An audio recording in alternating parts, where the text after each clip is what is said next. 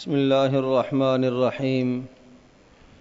عن أبي هريرة رضي الله تعالى عنه قال قال رسول الله صلى الله عليه وسلم: من أكل لحم أخيه في الدنيا قرب إليه يوم القيامة فيقال له كله ميتا كما أكلته حيا فيأكله ويكلح وَيَضِجُّ أَوْ كَمَا قَالَ عَلَيْهِ الصَّلَاةُ وَالسَّلَامُ۔ حضرت ابو ہریرہ رضی اللہ تعالیٰ عنہ ارشاد فرماتے ہیں کہ نبی اکرم صلی اللہ علیہ وسلم نے ارشاد فرمایا، جو آدمی اپنے مسلمان بھائی کا گوشت اس دنیا میں کھائے گا، یعنی اس کی غیبت کرے گا، قیامت کے دن یہ آدمی اس کے سامنے مردہ ہونے کی حالت میں لایا جائے گا اور اس سے یہ کہا جائے گا کہ اپنے اس بھائی کا گوشت کھاؤ، جس طرح سے دنیا میں تو نے زندہ کا کھایا تھا، ابھی اس مردے کا گوشت کھاؤ۔ آپ علیہ السلام نے ارشاد فرمایا، بس وہ کھانا شروع کرے گا اور چبا چبا کے زبردستی نگل رہا ہوگا، نہیں کھایا جا رہا ہوگا۔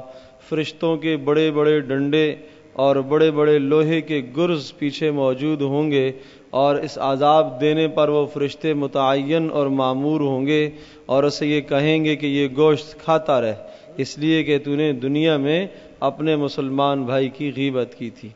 میرے عزیز دوستوں اور بزرگوں، ہم اپنی زندگی کو دیکھیں، اپنی مجالس کو دیکھیں، کہیں ایسا تو نہیں ہے کہ ہماری مجالس، ہماری محافل غیبت سے بھری ہوئی ہوں۔ کسی بھی محفل میں، مجلس میں ہم بیٹھتے ہیں، دو چار دوست احباب، کسی انسان کا تذکرہ ہوتا ہے، مزے لے لے کر اس کی برائیاں بیان کرتے ہیں، بہت بڑا جرم ہے۔ ایک حدیث میں آتا ہے، حضرت عمرو بن عاص رضی اللہ تعالیٰ عنہ ارشاد فرماتے ہیں کہ ایک مرتبہ ایک مری ہوئی خچر کے پاس سے ان کا گزر ہوا اور اپنے ساتھیوں سے یہ کہا کہ اگر کوئی آدمی اس مردار کو کھا لیتا ہے، پیٹ بھر کے کھا لیتا ہے، یہ زیادہ بہتر ہے اس بات سے کہ کسی مسلمان کی غیبت کر کے ایک لقمہ اس کے گوشت کا کھائے۔ کون آدمی ہے جو مری ہوئی خچر سے گوشت کاٹ کے کھائے گا؟ یقیناً کوئی بھی آدمی صاحب ایمان، صاحب عقل ایسا نہیں کرتا۔ تو جس طرح سے اس خچر کا کھانا وہ جرم ہے، گناہ ہے، بری بات ہے، اس سے کہیں زیادہ ایک مسلمان کی غیبت کرنا ہے۔ ایک روایت میں آتا ہے کہ نبی پاک صلی اللہ علیہ وسلم کے پاس ایک آدمی آئے اور انہوں نے 4 مرتبہ اقرار کیا۔ کس کا اقرار کیا؟ گناہ کا اقرار کیا، جرم کا اقرار کیا، زنا کا اقرار کیا۔ آپ علیہ السلام نے 4 مرتبہ اعراض فرمایا اور جب انہوں نے بہت زیادہ اصرار کیا تو نبی پاک صلی اللہ علیہ وسلم نے کہا، آپ کیا کہنا چاہتے ہو؟ کہ اللہ کے رسول، بس مجھ سے یہ جرم ہو گیا، مجھے آپ پاک کیجئے۔ چونکہ جو آدمی شادی شدہ ہوتا ہے اسے شریعت کا حکم ہے کہ سنسار کیا جائے گا، غیر شادی شدہ ہے اسے 100 کوڑے لگائے جائیں گے، تو یہ آدمی شادی شدہ تھے، کہ اللہ کے رسول مجھے پاک کیجئے۔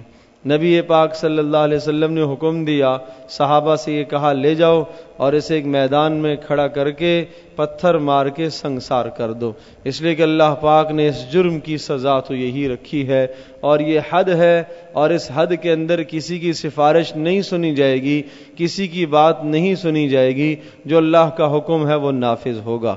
چونکہ وہ آدمی بھی صاحب ایمان تھے اور وہ ڈرتے تھے، انہوں نے یہ کہا، سوچا کہ آخرت کے عذاب سے بچ جاؤں گا، دنیا میں عذاب بھگت لیتا ہوں اور اپنی جان پیش کر دیتا ہوں، آخرت کے دائمی عذاب سے بچ جاؤں، اس لیے نبی پاک صلی اللہ علیہ وسلم کے پاس آئے۔ آپ علیہ السلام نے جب صحابہ کو حکم دیا، ان کو رجم کیا گیا، تو 2 آدمیوں نے آپس میں بات چیت کی۔ کیا کہا؟ یوں کہنے لگے کہ دیکھو، اللہ پاک نے تو اس پر پردہ ڈالا ہوا تھا اور اس نے خود اپنے آپ کو ظاہر کیا اور ظاہر کر کے اپنے آپ کو اس نے رجم کروایا، اس طرح مر رہا ہے جیسے کتے کی موت ہوتی ہے۔ اس قسم کے جملے کہے، نبی پاک صلی اللہ علیہ وسلم نے سن لیا۔ پہلے تو کچھ نہیں ارشاد فرمایا، خاموشی اختیار فرمائی.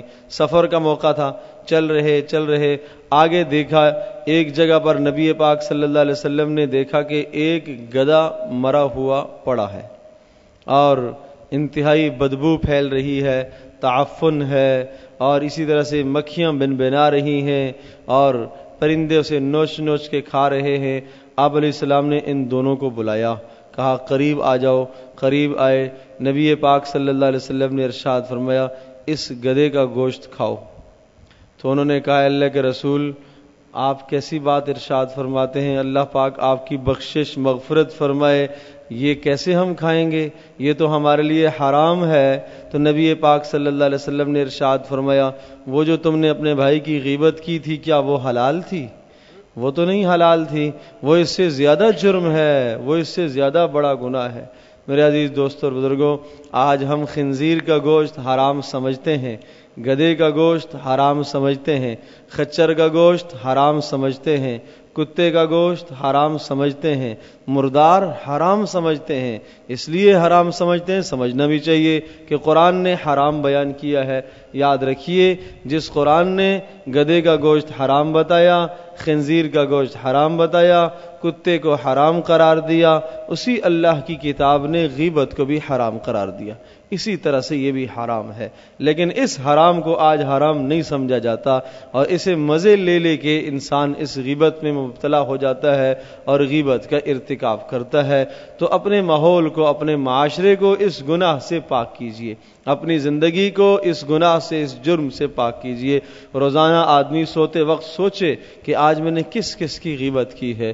جس کی غیبت کی ہے اگر اس تک اطلاع پہنچ گئی ہے تو پھر یہ حق العبد بھی ہے، حق اللہ بھی ہے. اللہ کا حق بھی ضائع ہوا، بندے کا حق بھی ضائع ہوا، اس بندے سے بھی معذرت کرنی پڑے گی. نہیں پہنچی تو پھر علیحدہ بات ہے، اللہ پاک غفور الرحیم ہے، اللہ سے معافی مانگی جائے اور اس بندے کے لیے توبہ اور استغفار کیا جائے، کثرت سے اس کے لیے بھی اور اپنے لیے بھی مانگا جائے. نبی پاک صلی اللہ علیہ وسلم نے ارشاد فرمایا جب میں معراج کے اندر گیا، معراج کی رات میں نے دیکھا وَنَظَرَ فِي النَّارِ فَإِذَا قَوْمٌ يَأْكُلُونَ الْجِيفَ.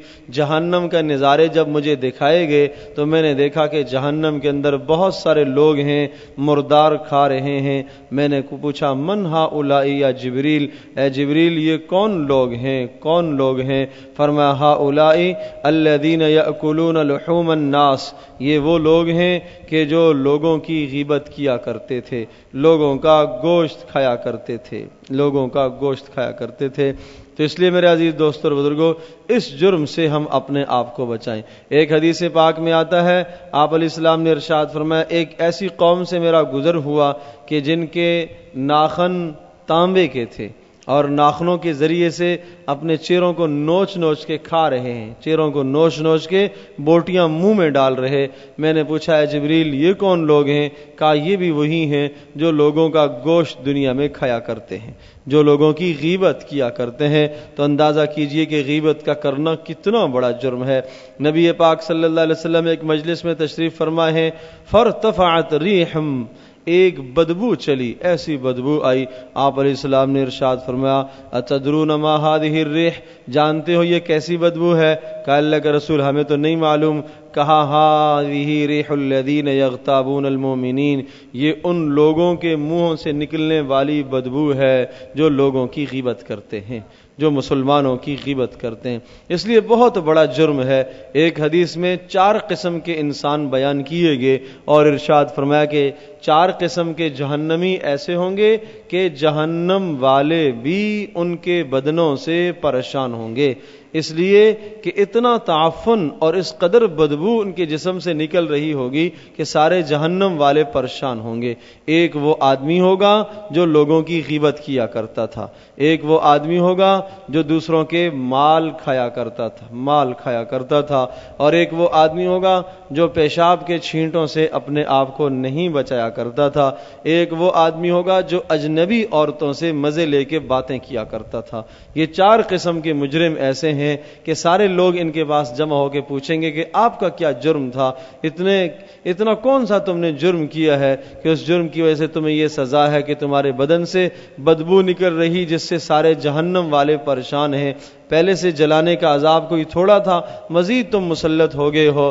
وہ یہ 4 جرائم گنوائیں گے کہ ہمارے اندر یہ جرائم پائے جاتے تھے۔ تو میرے عزیز دوستوں اور بزرگوں، ہم دیکھیں کہیں یہ جرائم ہمارے اندر تو نہیں ہے، ایسا تو نہیں ہے کہ لوگوں کا مال کوئی کھا رہا ہے، ایسا تو نہیں ہے کہ کسی کی غیبت میں ہم مبتلا ہیں، ایسا تو نہیں ہے کہ غیر محرم سے بغیر ضرورت کے ہم باتیں کر رہے ہوں، ایسا تو نہیں ہے کہ کہیں پیشاب کے چھینٹوں سے اپنے آپ کو نہ بچا رہے ہوں۔ ان جرائم سے ہم اپنے آپ کو بچائے۔ دیکھیے یہ وہ چیزیں ہیں جن کو ہم بہت ہلکا سمجھتے ہیں، بہت تھوڑا سمجھتے ہیں۔ ہم سمجھتے ہیں شاید یہ کوئی گناہ نہیں ہے، شاید یہ ہمارا حق ہے، مجلس کا حق ہے۔ یاد رکھیے یہ بڑے گناہ ہیں اور ان گناہوں کی وجہ سے انسان جنت سے محروم اور ہمیشہ جہنم کے لیے ثابت ہو جاتا ہے، جہنم کی آگ اس کے لیے ثابت ہو جاتی ہے۔